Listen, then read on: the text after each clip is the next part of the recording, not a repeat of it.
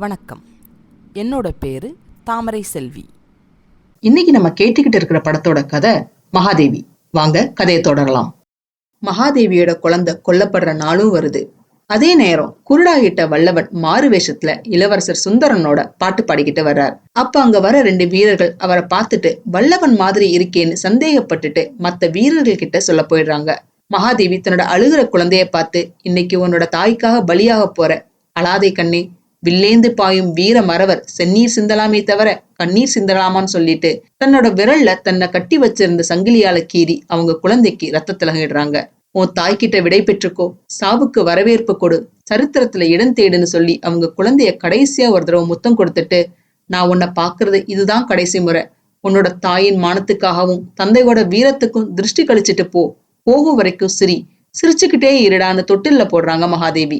அதே சமயம் சிறையில இருக்கிற மங்கம்மா தன்னோட குழந்தைய முதுகுல கட்டிக்கிட்டு வைக்கோலுக்கு தீ மூட்டி தன்னோட சேலையை கிழிச்சு அதை ஜன்னல்ல கட்டி அதுல ஏறி குழந்தையோட தப்பிச்சு போயிடுறாங்க. அதே சமயம் பயணம் போன மன்னர்களை சந்திக்க ஒரு வீரன் வர்றான்.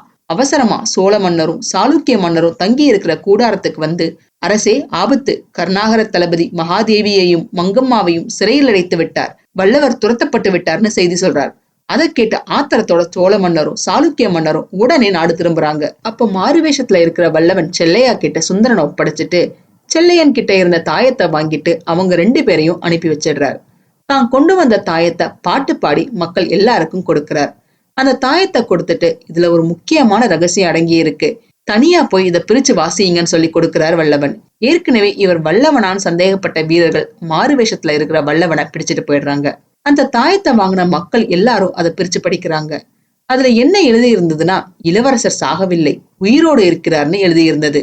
அதை படிச்சதும் மக்களுக்கு ஒரே ஆச்சரியம். அந்த விஷயம் நாடெங்கும் பரவுது.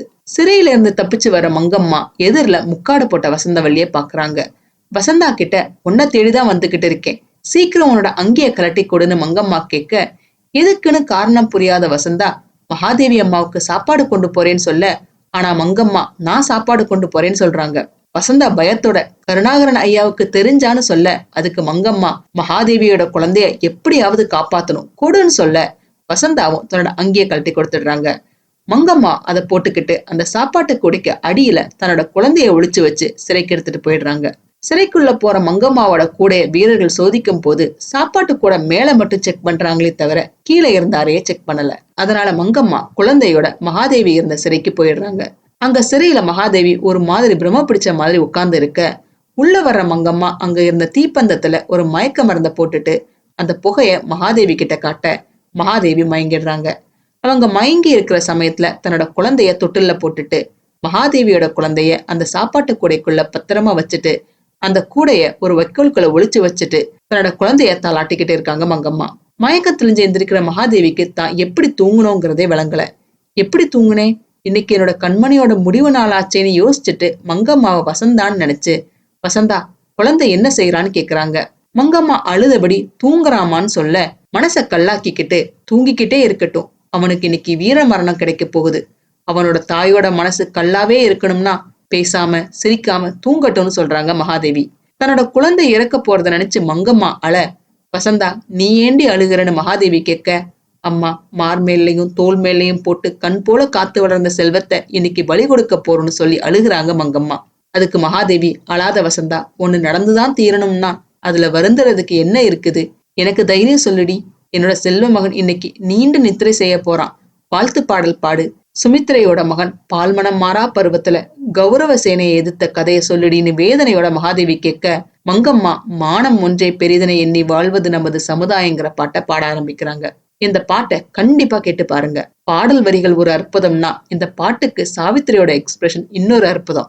அதை வார்த்தையால சொல்லிட முடியாது, பார்த்து அனுபவிக்க வேண்டிய ஒரு அற்புதங்கள்ல இதுவும் ஒண்ணு. பாட்டு பாடிக்கிட்டே இருக்கும் போது கருணாகரன் வந்து மகாதேவி கிட்ட, உன்னோட பிடிவாதத்தால உன்னோட மகனை இழக்காதன்னு மிரட்டின போதும் உனக்கு கொல்ல தயக்கமா இருந்தா சொல்லு, நானே கொல்றேன்னு சொல்ல, ஈவு இறக்க இல்லாம மங்கம்மா எவ்வளவோ தடுத்தும் மகாதேவியோட குழந்தைன்னு நினைச்சு தன்னோட குழந்தைய கொண்டுட்டு போயிடுறார் கருணாகரன். இறந்த குழந்தைக்கு மங்கம்மா தாலாட்டு பாட, மகன் இறந்த விஷயம் மனசுல முழுசுமா பதிய கதறி அழுகுறாங்க மகாதேவி.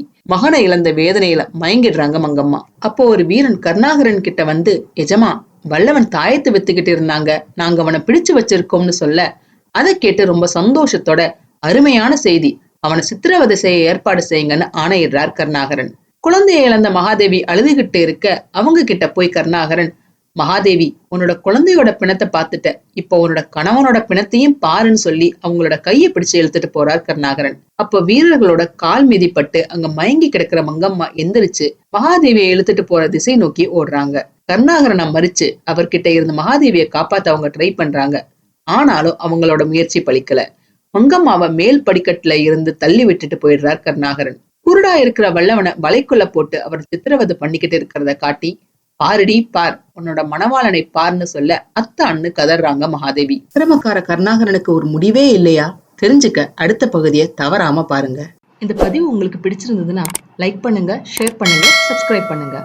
நான் போடுற வீடியோஸ் உடனுக்குடன் உங்களுக்கு தெரிஞ்சுக்கிறதுக்காக நோட்டிபிகேஷன் பெல்லையும் கிளிக் பண்ணுங்க. என்னங்க, கதை சுவாரஸ்யமா போயிட்டு இருக்கா? இந்த கதையை பத்தியான உங்க கருத்துக்களை தவறாம என்னோட ஷேர் பண்ணுங்க. உங்க கருத்துக்களை தெரிஞ்சுக்க நான் ஆவலா காத்திருக்கேன். மீண்டும் அடுத்த பதிவில் சந்திப்போம். நன்றி, வணக்கம்.